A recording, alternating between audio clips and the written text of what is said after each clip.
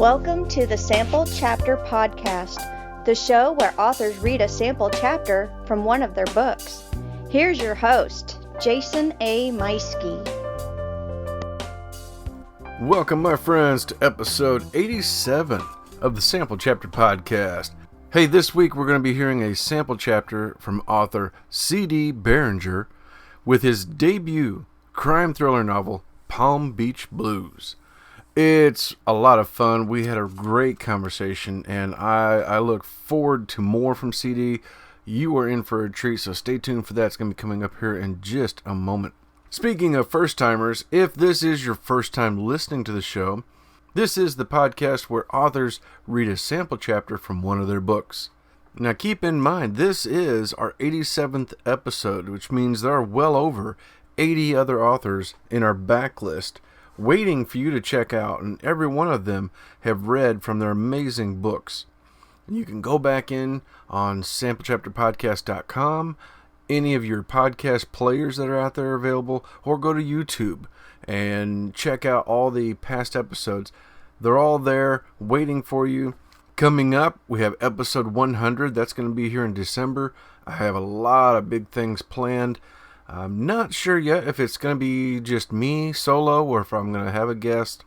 That's another one of the details I'm still working out. But one thing's for sure, there will be some amazing prizes that we're going to be giving out. So make sure you are listening and following us on social media. We are on Facebook and Twitter. And of course, if you're subscribed, then you're going to hear about this every week, and I will keep you updated. But yeah, make sure you're tuning in so that way you don't miss out on how to sign up for those prizes, because there's going to be some really great stuff, and we got some really special people who've been donating things for our episode 100.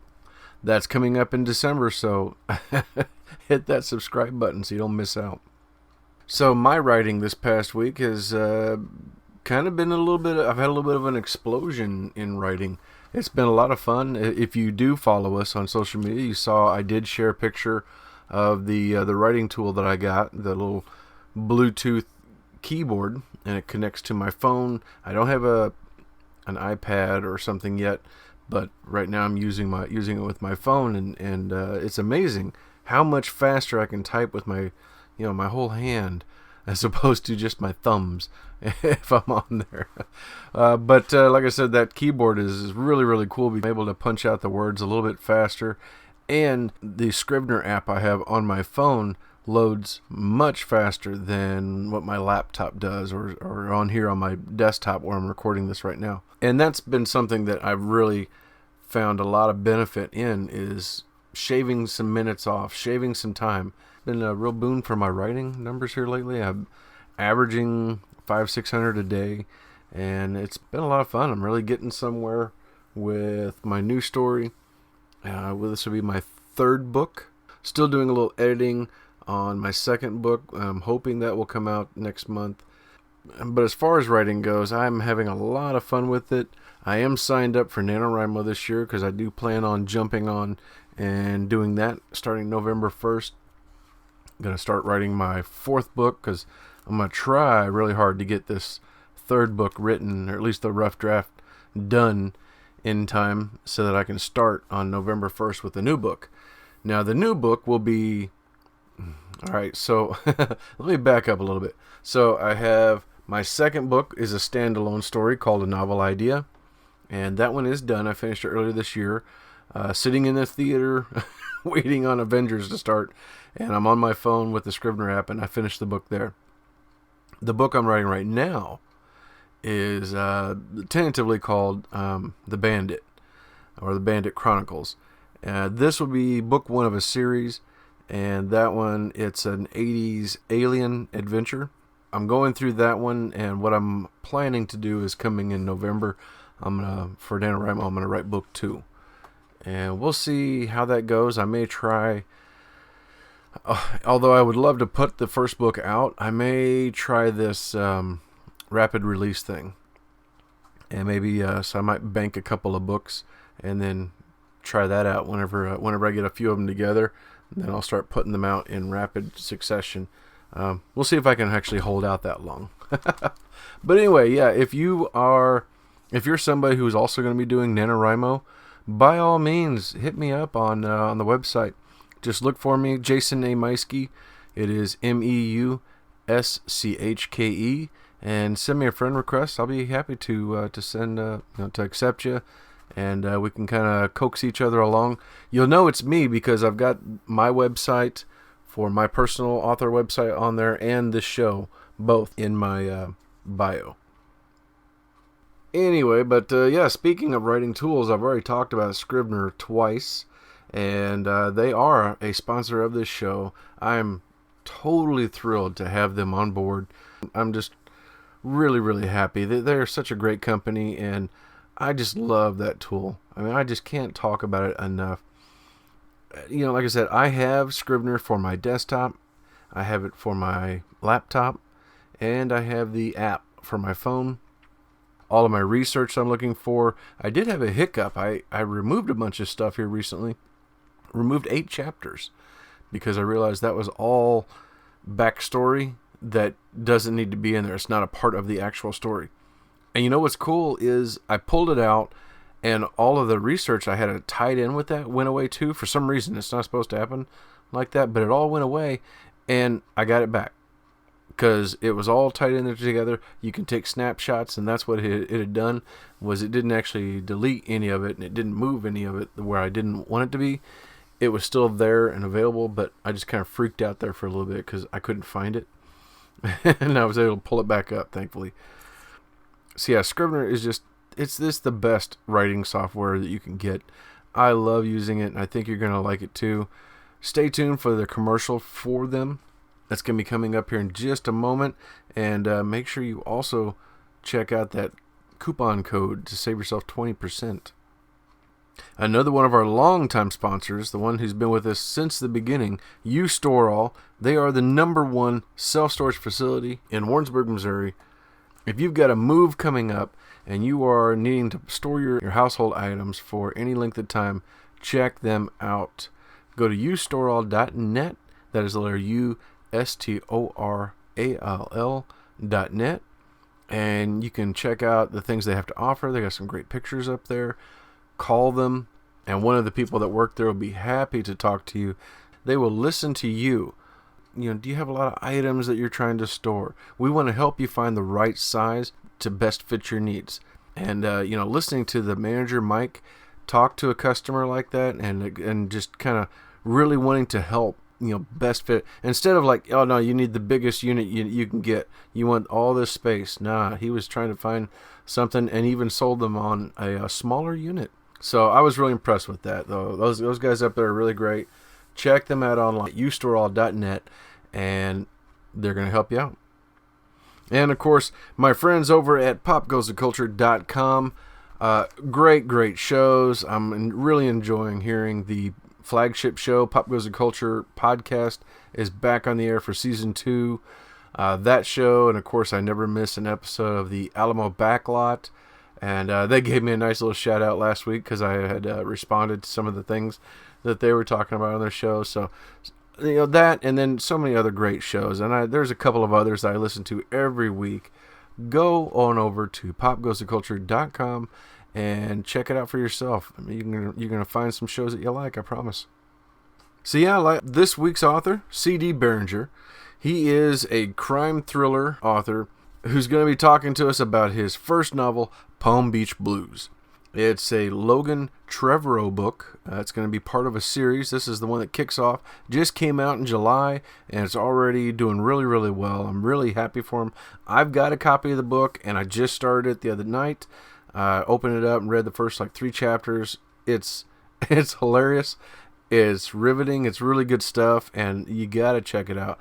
Lots of laugh out loud moments, quirky characters, and just during the interview itself, CD and I talk about, we talk about things like living in Florida, creating relatable characters, and how much he likes to do a rip from the headlines kind of thing that he uses within his stories. So it's a lot of great things, and like I said, just started reading Palm Beach Blues. I can't wait to get to the chapter where I'm going to find out what Hemingway's favorite daiquiri drink is and get those instructions. I gotta try this drink. It's really cool. Stay tuned for the chapter reading, and you're going to know what I'm talking about. That is coming up right after a word from our sponsor.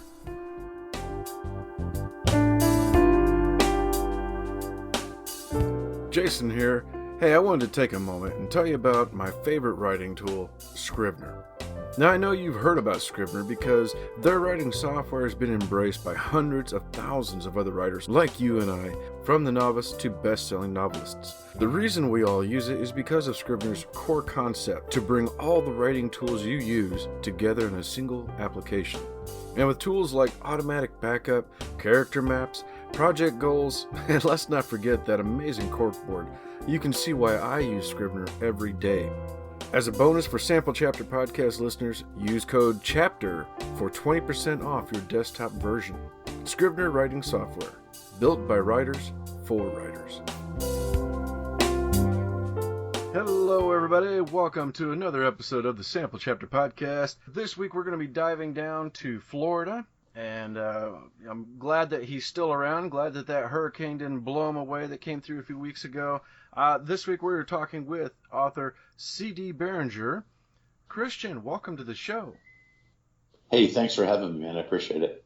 It's my pleasure. It's my pleasure. I'm so happy that we were talking before the show about the storms, and I'm glad that it turned out to be no big deal. Hopefully, the ones coming in behind, that they're also no big deal for you. Thanks, and I appreciate it. We dodged a bullet. For your listeners, I would definitely encourage them, if you haven't taken a look over in the Bahamas, if you haven't made some kind of effort to help out the folks in the Bahamas, please do so. They got absolutely walloped, and it's going to be a while before they recover. And one of the things we're really aware of living where we live, and I live in Palm Beach. It's 40 miles from the Bahamas. It's 40 miles from the Big Island there, and they really took a toll. So if your listeners are feeling charitable and feeling like helping out some people that are incredibly close to the United States, do what you can for the citizens of the Bahamas. They really got walloped. Absolutely. Yeah, and my gosh, that's wild. I mean, that's kind of like the tornadoes here in Missouri, where they'll swing through a neighborhood and they'll just wipe out everything, but then leave one house. So I don't think I realized how close Palm Beach was to the Bahamas. Yeah, it's a long miserable boat ride or an instant plane flight. It's really close, and we feel like they're neighbors, and I know lots of Bahamians. There's lots of Bahamians in Palm Beach County. And so it feels really close to home for us here in Palm Beach. Oh my goodness. Well, let us know a little bit about yourself. Like what do you do? My day job, I've done a lot of things. My day job right now, not right now, my day job for the last 20 years is I own an advertising agency. I'm like a branding and creative firm, and I'm the creative director.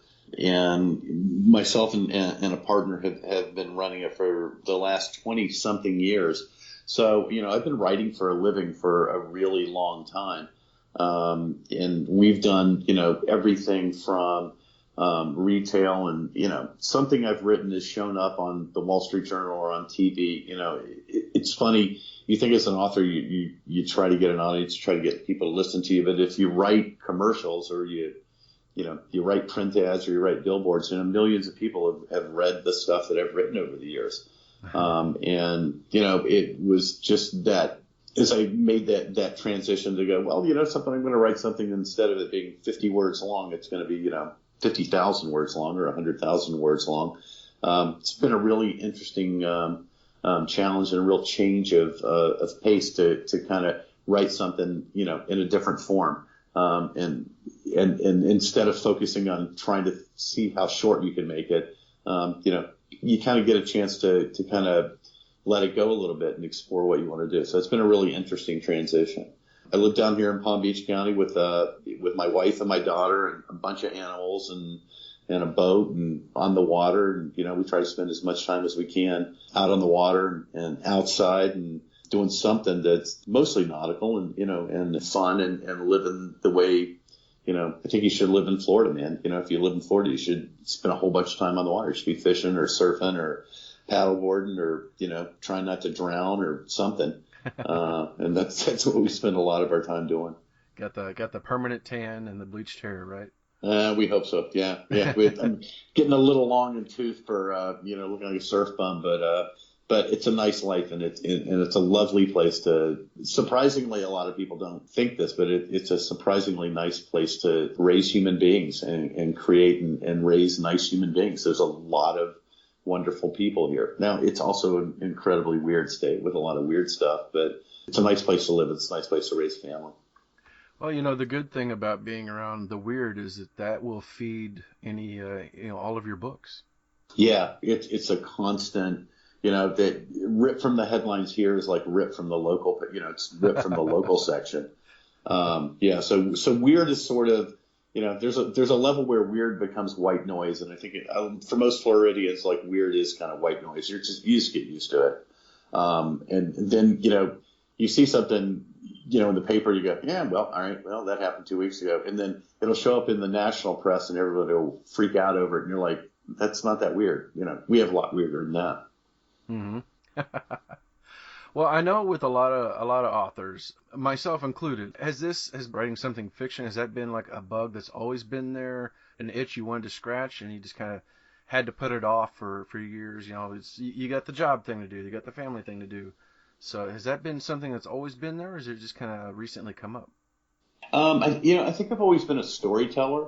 I know that, like, one of the things that, in real life, one of the things that sort of becomes apparent when you, as you go through life is, one of the interesting, you can tell people something, or you can give somebody information, or you can try to sell them something, or you can explain something to them, or you're in college and you listen to a lecture. But all of those things are way more interesting if somebody puts it in a narrative, and tells a story. And stories are just such an engaging thing. And, I've been a huge reader my whole life. I'm a total movie addict. And, I kind of found that as I got older, the way I spoke to people, a lot of the way I communicated was always storytelling. And I fell in love with storytelling. And there was a point where, as a person who sits down in front of a computer and writes every day, there was a desire to, see how far you could stretch it out. And instead of tell a story that takes, 5 minutes and makes a bunch of people laugh, can you tell a story that takes people 8 hours to read and makes them laugh?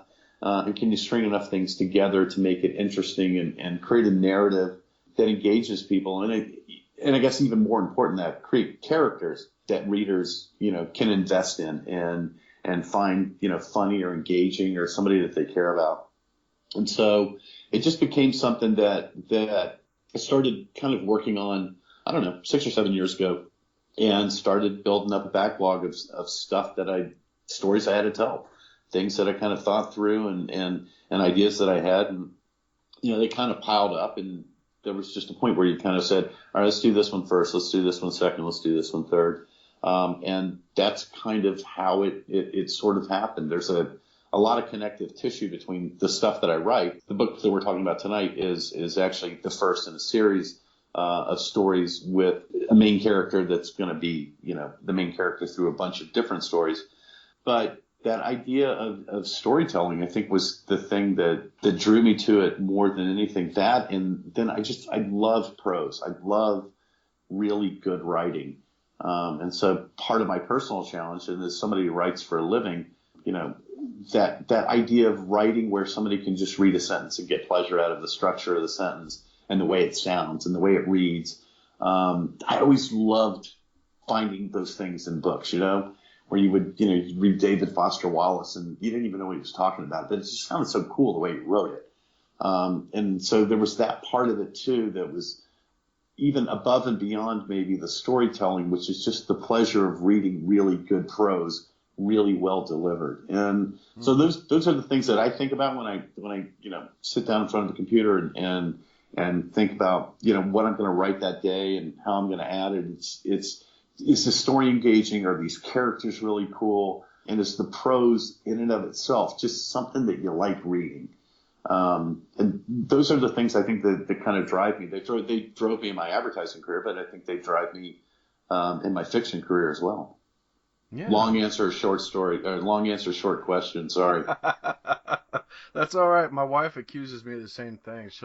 She'll ask me a question, and then half an hour later, I'm like, and there you go. That's what it is. And she's like, what does that have to do with why you didn't make the bed this morning?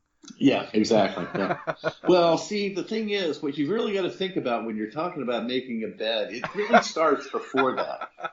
Exactly. Yes. There's a whole series of things you've got to consider. Yeah. Yeah. So, yeah, I'm definitely guilty of that for sure. Well, and of course, the book we're talking about is Palm Beach Blues, a Logan Trevorrow. Are you calling this the series or just a Logan Trevorrow chronicle? Yeah, it's a series. I'm gonna probably, if everything works out the way it should, right around Christmas, somewhere between Thanksgiving and Christmas, the second installment in this series will become available and get dropped, and hopefully that's the first and second in what'll be a nice long run, as long as Logan can keep his ass out of trouble and not get himself killed. Well, hopefully he gets a little bit of trouble because make it interesting. He spends a lot of time in trouble. Now this is a very interesting character because he's a former Navy SEAL, correct? Yeah. Yeah. And then went into housing, and he likes, from what I understand, he likes the pyramid schemes. Well, he's actually a victim of it, and I think the weird thing about him is I think the two parts about him is he's what he was a kid that was really smart and a decent artist, and he went to Princeton, and 2011 came along, and he just kind of ditched everything and enlisted in the Navy. Managed to get himself into the SEALs and did his duty, did his service, and was injured in a diving accident off the coast of Washington and was bounced out of the Navy. And so he was a 31, 32-year-old guy who his entire life had been kind of carved around doing this thing, and suddenly this thing wasn't available for him. And so he was kind of this fish out of water. He had this really great wife, and he looked up and suddenly his marriage is starting to fall apart. He doesn't know what he's going to do with his life. He is unfortunately for him, incredibly loaded. He's rich. He comes from a really rich family. He's kind of the black sheep of a rich family. But he's just a fish out of water. He doesn't know what he's going to do. And when he comes back after being kind of bounced out of the Navy for an accident, his wife, she's the victim of identity theft. And she calls him, and they're separated at the time. And she basically says, I'm going to lose my house. I have no idea what this is about, but I just got this notice that, I haven't paid my mortgage and they're going to foreclose on my house. And suddenly he has some kind of sense of purpose. Now he wants to get his wife back, but what he wants to do right now is he wants to save his wife's house. He wants to protect her. And so for the first time in a long time, he's got this sense of character. He's got this sense of purpose.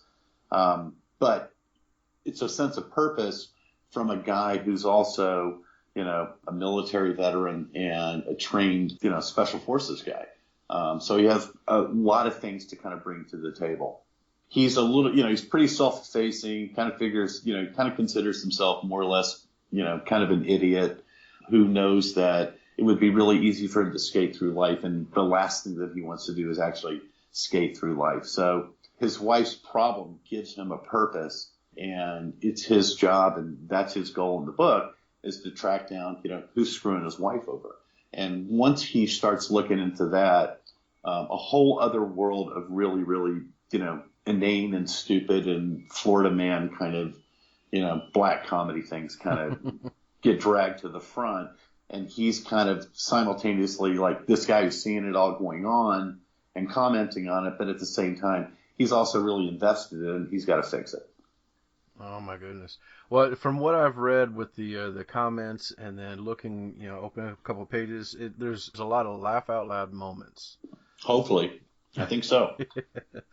And the characters that you've come up with from the mobsters and of course Logan himself, where does this come from? Is this just experiences you've had, or do you kind of dream up some of it? Well, if you live in South Florida, I mean, you've met a dirtbag. You've met a lot of dirtbags. I mean, it's part of it. And so, that kind of constant exposure to guys and not just guys, but, everybody that's, Florida's just South Florida is one of those places that there's just a lot of people looking for an angle. And so, one of the things in being a business owner and being in business environment and stuff like that, I've seen a lot of this stuff. And again, it's no huge secret. I think the key to making really fun fiction about Florida is to take that kind of everyday sort of dirtbag and then you kind of amplify them and screw their features up in a way that they become, almost absurd. And in South Florida, that kind of stuff doesn't really feel out of place. It kind of makes sense. You just see a lot of weird stuff down here.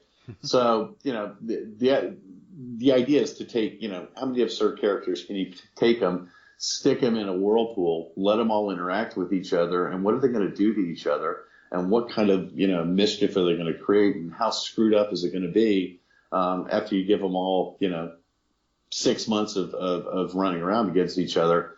And then, the idea is to kind of look at that whole train wreck and then deconstruct it, and hopefully that ends up being funny. Oh my gosh! Well, just looking at the cover here with the description, the ex-Spetsnaz assassin who dreams of owning a boutique hotel, mob fixer with a midlife crisis, a budding arsonist with a skin condition. Oh my gosh, I love this because you've taken each one of those an extra step and given them something personal for the reader to kind of, I'm like, oh yeah, I can relate to that. Yeah, I think what I worked really hard on, and I think what's always really important when you're writing fiction is not to write, a caricature, but to, flesh them out, give them something that makes them, completely unique. It's not completely crazy to think that you can have, a guy who's an ex-Spetsnaz special operations guy from the GRU in Russia who has a lot of sensitivity and really loves Pachelbel's canon and loves classical music and likes, renovating homes and moves to Florida and wants to open a boutique hotel, while at the same time his day job is to, beat the living hell out of bikers who are, making, creating problems in his strip club. That's that guy, right? Right. So he's beating a biker half to death, but what he's really thinking about is, what color should the banquettes in the dining room be in my hotel, while he's beating a guy within an inch of his line. Oh my gosh, that is wonderful. And so if you take enough of those guys, if you take, a guy who is, a really scary mobster, but he's not really a scary mobster. He's a 55-year-old guy who has figured out he's not going to get any further than he's ever going to get, and he's never going to be the boss, and he can't really retire, and he's got to do this, and he's got this job that he's not really satisfied in, and he spends all his time watching CNBC, and he spends all his time getting jealous over, 30-year-old guys who run hedge funds, and he's just having a classic midlife crisis, but it's not like an accountant having a midlife crisis. It's like, a mafia captain that kills people for a living, but he's having a midlife crisis. And he's got to go down and bail out some stupid kid that he didn't want to, bail out in the first place. That's an interesting guy to kind of get in his head. Mm-hmm. And if you take that guy and you smash that guy next to a Spetsnaz guy that wants to open a boutique hotel, you give them a common problem that they've got to solve. Well, there's probably something really funny that's going to come out of that. And that was kind of the idea of the book. Oh my gosh, that's wonderful. And this is just book one, Palm Beach Blues. Which just came out in July. It's available on Amazon, and it's on Kindle Unlimited, so people can try it out. If you're a Kindle Unlimited subscriber, you can try it out free. And then just make sure you leave a review, though, people. Come on, don't forget to leave a review. Yeah, it's interesting because I'm getting 2,000-3,000 page reads a day. I'm getting a lot of readers. And I would love to, and my sense is people are liking reading the book. And I'm getting great reviews from the reviews that I'm getting, but I would love more reviews. I really want to get feedback, for sure. Absolutely. And I love that, it just came out in July, and you've already got book 2 is going to be coming out here in the next couple months then, right? Yeah. Oh, my goodness. Yeah, and hopefully that one's, it's not weirder, but it's as I look at Palm Beach Blues, it's kind of like that. I don't know what the origin story of Batman is or the Avengers, but book one, Palm Beach Blues, is definitely the origin story. I mean, it sets up a lot of things that from book two and the ideas that I have for the books going forward. Book one sets up and puts in motion a lot of things that are going to be kind of the background and the basis for book two and book three and book four going forward. Oh my gosh. I don't know why, but as you were talking about the characters, I started imagining this giant cork board in front of your desk with your little picture or name of Logan right in the middle, and then all these little lines going out to other characters and their little idiosyncrasies and stuff. And I'm just picturing like, oh, nope, this goes to book 4. And this guy's going to show up over here. So yeah, you're pretty close. It's not a dartboard; it's a spreadsheet. I actually have them on a spreadsheet, and they all have little colors.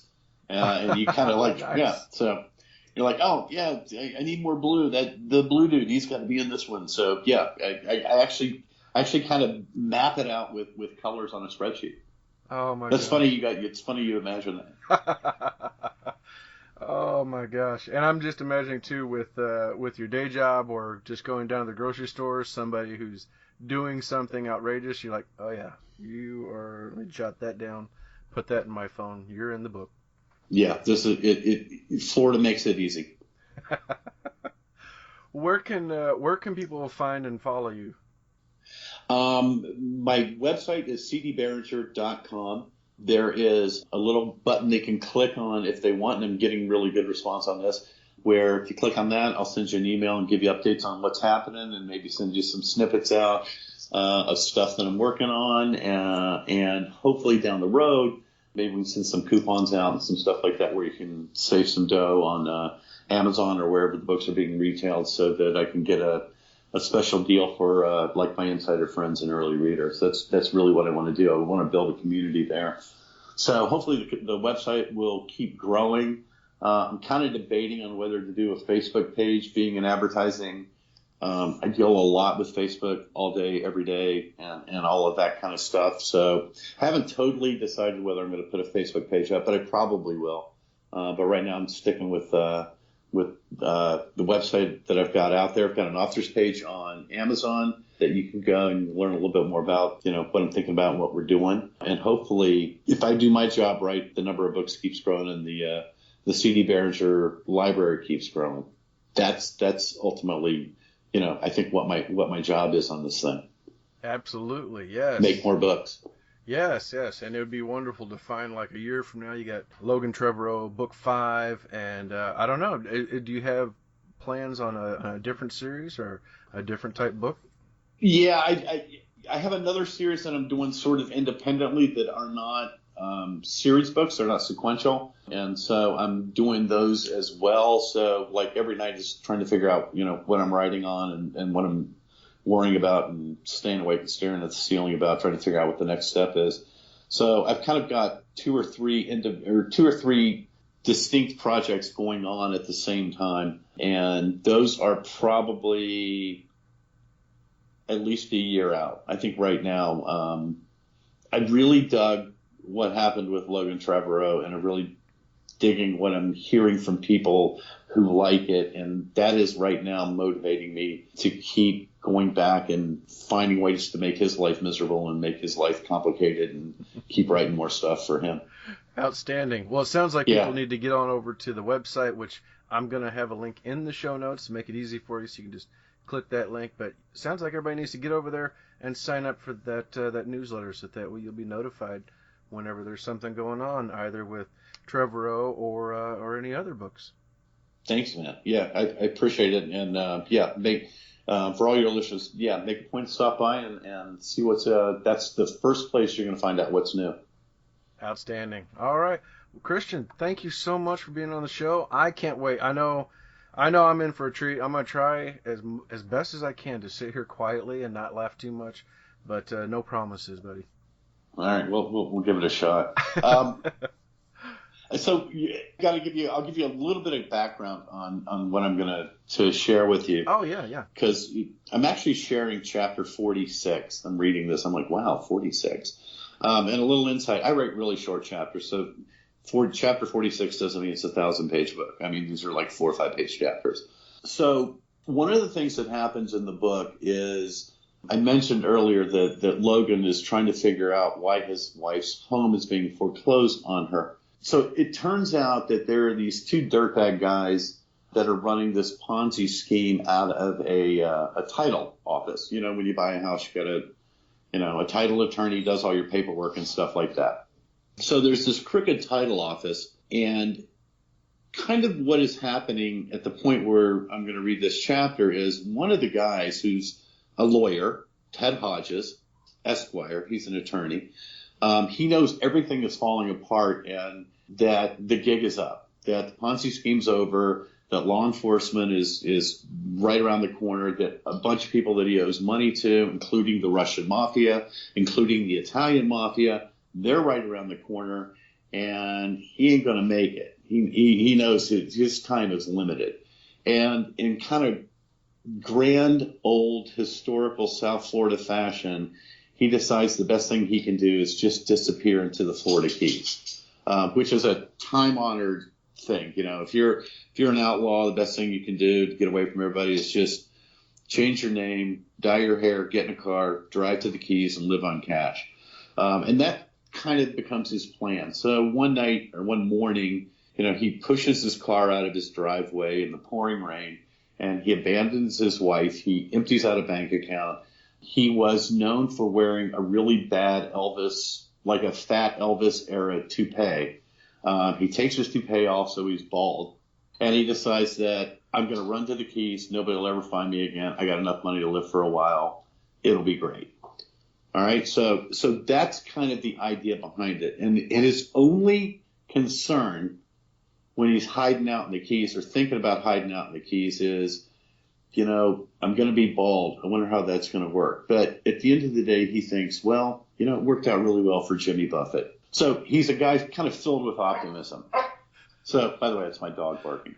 So he's a guy filled with optimism. And the chapter opens with he's finally made it to about halfway down the Keys after a mind-numbing, miserable, rain-soaked drive in his Toyota Camry for the last 5 hours. So that's kind of your background as we open up. All right. And by the way, there's a language warning on this, by the way, for those of you with sensitive ears. No worries. All right, well, ladies and gentlemen, you've heard about it. Now you're going to hear it. So, C.D. Berenger with Palm Beach Blues. Ted Hodges, Esquire, ground his Toyota Camry to a halt in the one and only handicapped parking spot adjacent to the Hogs and Honey's Sports Bar and Grill in Isla Morada, a little less than halfway down the Florida Keys island chain. In his defense, he'd been driving for 5.5 hours straight in the rain, which had only just let up, and his mind and his eyesight were both on the fritz. He hadn't eaten before making his break from the marital domicile at dawn, so his stomach was acting up and he wanted a cocktail. Not just any cocktail, a daiquiri. Hodges had decided, as part of his new persona, that he needed a signature cocktail, and for the last 2 hours of his drive, he had been debating on what his new signature cocktail would be. Something refreshing, certainly, but it had to be a drink that also reinforced his island credentials and masculine appeal. While on a stop for gas, he pulled out his new iPhone and Googled Ernest Hemingway's favorite cocktail, which, depending on the source, turned out to be a daiquiri. A few clicks later, Hodges learned that Hemingway's daiquiri differed from the frozen version he was used to, allegedly invented by a legendary Cuban barman named Constantino Rabiglia Verte. Hemingway's daiquiri consisted of 4 simple but sublime ingredients, mixed in a cocktail shaker and served ice cold in a martini glass, straight up. As he drove, Hodges rehearsed the preparation and the structures he would deliver rapid-fire to some hapless barkeep, his persona a mix of James Bond and George Clooney, as he smiled roguishly at the attractive and unattached patron one stool over. 2 shots of Florida Canna extra dry 4-year rum, a jigger of fresh lime juice, a measure each of grapefruit juice and a maraschino liquor, shaken, not stirred. He couldn't wait to try it out for real. Stepping out of the car, he was hit by the heat. The sun had broken through the clouds and the steam was rising off the Hogs and Honey's parking lot. His recently liberated scalp hadn't felt UV light since he was in law school. He made a mental note to pick up a tube of high SPF sunblock at the next Walgreens he passed. He covered his pasty pate with his hand and hustled into the bar, noticing a long lineup of Harley-Davidson motorcycles to the left of the entrance. As he entered, it took a few minutes for his eyes to adjust. The decor was classic Florida dive bar. A couple of pool tables fronted the place. A U-shaped bar dominated the middle of the room. Looking past the bar, Hodges saw that Hogs and Honeys opened out into a little marina with a couple of slips for small boats and a deck with outside seating and a tiki-style bar. Despite it being early lunch hour, the place was crowded. Still worried about burning his scalp, Hodges sidled up to the indoor bar and took the only available stool. To his left sat a large, middle-aged man in a T-shirt emblazoned with a charter fishing boat called the Penelope 3. To his right sat a 20-something blonde in a bikini top and shorts, just as he had imagined. The bartender, a late-30s tatted-up brunette wearing a Harley-Davidson tank top and a pair of Levi's 501s, walked up, slid a menu across the bar, and asked, "What can I get you?" This was his moment. "I'll have a daiquiri."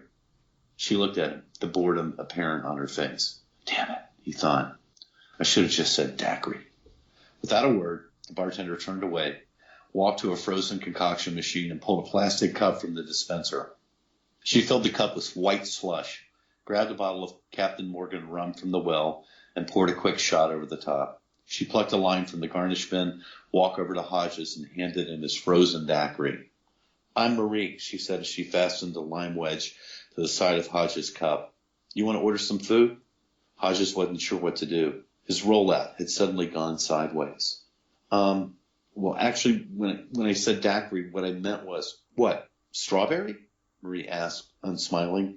"We only have pina coladas and regular frozen daiquiris for frozen drinks." He could feel the blonde in the bikini top glancing over his way. He was tongue-tied. Well, what I meant was a daiquiri that you mix." The bartender grabbed a cocktail straw from behind the bar and, never taking her eyes off of Hodges, stirred his frozen drink. "How's that? Mixed enough for you?" Hodges heard the blonde next to him laugh. He felt his face flush. "Thank you," he managed to croak out. "My pleasure. Let me know when you decide what you want to eat." She walked off, her ass swinging languidly in her 501s. Hodges took a morose first sip of his first cocktail on the first day of his new life in the Florida Keys. It was awful. He picked up a menu and began scanning it desultorily for non-seafood items. Hodges hated seafood, which, on top of the daiquiri humiliation, had him wondering if the whole hideout in the Keys thing wasn't such a great idea after all. He was looking for a hamburger on the menu when someone tapped on his shoulder. "You the dickhead driving the Camry?" Hodges looked over. Standing between him and the charter boat guy was one of the largest human beings he had ever seen. He had to be at least 6 feet 5 inches tall and well over 300 pounds. He was wearing a leather vest over a Harley T-shirt that stretched across his massive chest, which Hodges assumed made him some sort of biker. A chain snagged from the belt loop of his jeans to his back pocket. His beard was full and flecked with gray. He wore a hoop in his left ear, and his head was so freshly shaved that Becker thought he could see his reflection in it. Although he had to be at least 50 years old, he had the look of a man who only grew more dangerous with age. His lower lip bulged with a dip of tobacco. It took Hodges a second or two to collect his thoughts. His legal training kicked in instinctively, and instead of answering the question, he asked one of his own. "And you are?" The biker reached across the bar, grabbed Hodges' daiquiri, and spit a long stream of tobacco juice into it. He put it back in front of Hodges and said, "I'm the guy that just spit in your drink, douchebag. So, one more time, are you the dickhead driving the Camry?" Hodges started to feel a swell of panic. He fought it back and stayed with his training. Be assertive. Stay on the offensive. He said, "I'm sorry, but how is the brand of car that I drive relevant? I wasn't aware that it was a crime to drive a Camry." The biker tilted his head slightly and smiled. It wasn't a nice smile. "You're right. It's not a crime to drive a Camry. It's unimaginative to drive a Camry, but it's not a crime." Hodges started to say something, but the biker cut him off. "It is, however, illegal to park the aforementioned Camry in a handicapped parking spot without a disabled driver permit." "Excuse me?" Hodges asked. "You parked in a handicap spot, dipshit," the biker said as he leaned in, bringing his face within inches of Hodges. Hodges was petrified and mesmerized as he watched the huge man adjust the wad of tobacco with his tongue. "I can tell you're a fucking lawyer, what with that answering a question with another question bullshit. They teach you that shit the first day of law school? I was a cop for 25 years, fuckface. Marine Patrol. I've seen a million of you assholes." By now, everyone within earshot had turned their attention to his little corner of the world. He wanted to crawl under the bar and never come out. Anyway, given your extensive legal training, I'm sure you're familiar with the American with Disabilities Act, which stipulates that establishments such as this provide ample parking for their handicapped patrons. The man paused long enough to deposit another stream of tobacco juice into Hodges' daiquiri. "And that patron, as far as this place goes, is Jim Webb, also ex-Marine Patrol and one of my best friends. Gave up a leg in the line of duty, wrecked a cruiser chasing a piece of shit drug mule up on Card Sound Road." The man looked at Hodges. "That spot you parked in, that's his spot." "Come on, Carl. Maybe it was an honest mistake," the guy in the charter boat t-shirt said. "Are you kidding me, Tommy?" Carl the biker asked.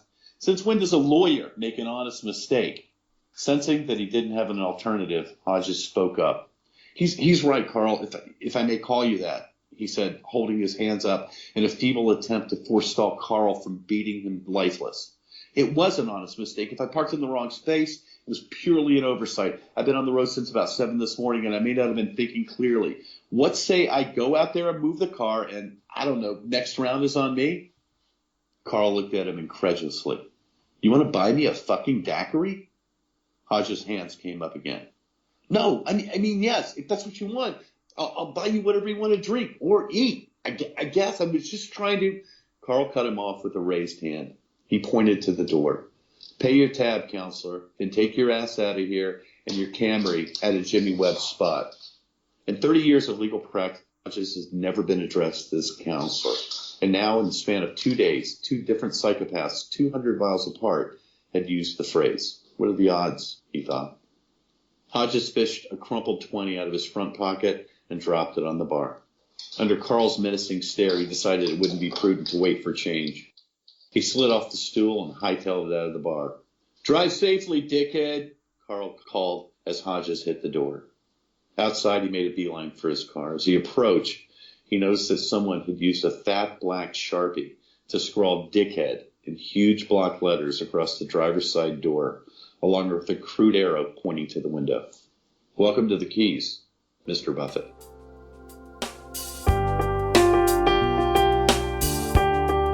And that was C.D. Berenger reading a sample chapter from his debut crime thriller novel, Palm Beach Blues. It is available right now. You can click the link in the show notes for his website and for the Amazon page. I'm going to put that in there as well. It is available on Kindle Unlimited, so you can just give it a try. That's what I'm doing right now, and I'm really enjoying this book. It's a lot of fun, so get a copy of this for yourself. Don't forget to leave a review. Hey, don't forget to also click the links in the show notes for our friends and sponsors, and most importantly, hit that subscribe button so that way next week you don't miss out when we come back with a new author, a new book, and a new sample chapter. Thanks for tuning in, everyone, and have yourself a wonderful week.